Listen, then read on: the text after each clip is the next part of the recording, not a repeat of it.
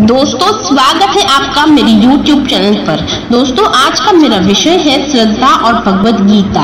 मेरे चैनल को please subscribe कीजिए। दोस्तों श्रद्धा भगवान द्वारा हमें दिया गया सबसे बड़ा आध्यात्मिक उपहार है।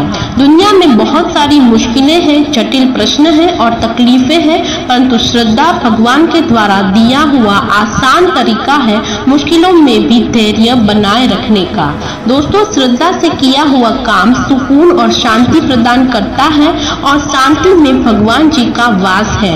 श्रद्धा से किए गए काम में छल कपट नहीं होता, सिर्फ विश्वास होता है कि सब कुछ ठीक हो जाएगा। दोस्तों कई बार हम श्रद्धा और विश्वास के बीच फर्क नहीं कर पाते और हमें दोनों एक जैसे लगते हैं, इसीलिए हम उलझन में पड़ जाते हैं, परंतु दोनों में बहुत फर्क है। विश्वास तर्क से आता है और श्रद्धा प्रार्थना से और भगवान जी के ज्ञान से आती है। दोस्तों यदि आप जीवन में चमत्कार करना चाहते हैं तो ईश्वर पर अटूट विश्वास या श्रद्धा रखें। भगवत गीता के अनुसार अज्ञानी, आस्थाहीन, विश्वासहीन और मन पर संदेह करने वाला मनुष्य दिशाहीन हो जाता है और नष्ट हो जाता है। एक इंसान जो संदेह से भरा हो वह हमेशा अस्तित्व के लक्ष्य को ही जान नहीं पाता।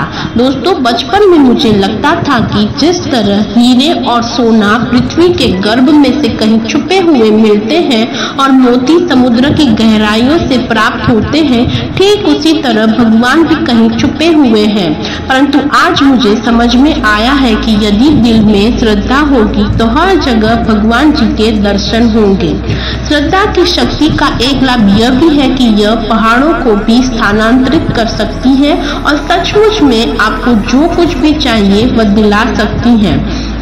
दोस्तों भगवत गीता में कहा गया है कि एक इंसान को यदि भगवान पे पूरा भरोसा हो, विश्वास हो और यदि वह अपनी इंद्रियों का मालिक हो तो उसे बहुत ही बुद्धिमत्ता प्राप्त होती है और उसे बहुत ही सर्वोच्च प्रकार की शांति मिलती है।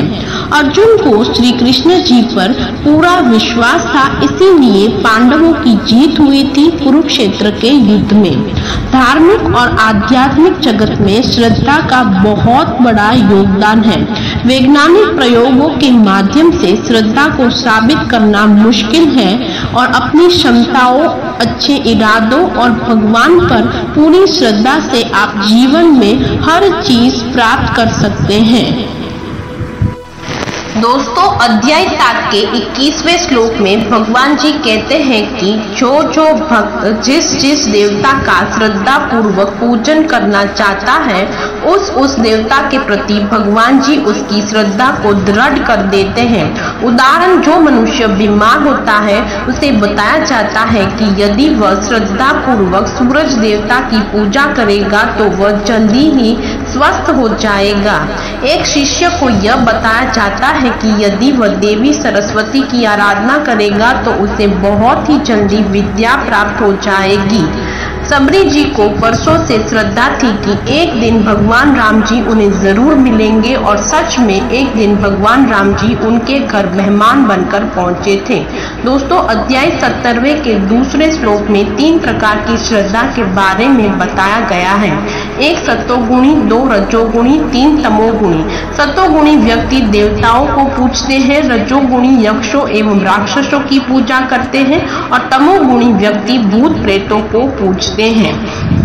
दोस्तों अध्याय 4 के 8वें श्लोक में भगवान जी ने खुद बताया है कि साधु और सज्जन लोगों की रक्षा करने के लिए और साधु और सज्जन लोगों का उद्धार करने के लिए, पाप करने वालों का विनाश करने के लिए और धर्म की अच्छी तरह से स्थापना करने के लिए भगवान जी हर युग में प्रकट होते हैं।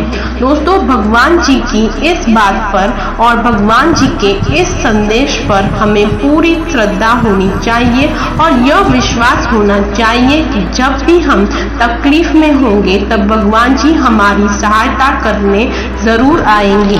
दोस्तों भगवत गीता में श्री कृष्ण जी कहते हैं कि उदास मत होना, मैं तुम्हारे साथ हूँ, सामने नहीं हूँ, मैं तुम्हारे भीतर हूँ और यदि तुम मुझे आंखें बंद करके दिल से याद करोगे तो मैं तुम्हारा विश्वास हूँ। धन्यवाद। जय श्री कृष्ण।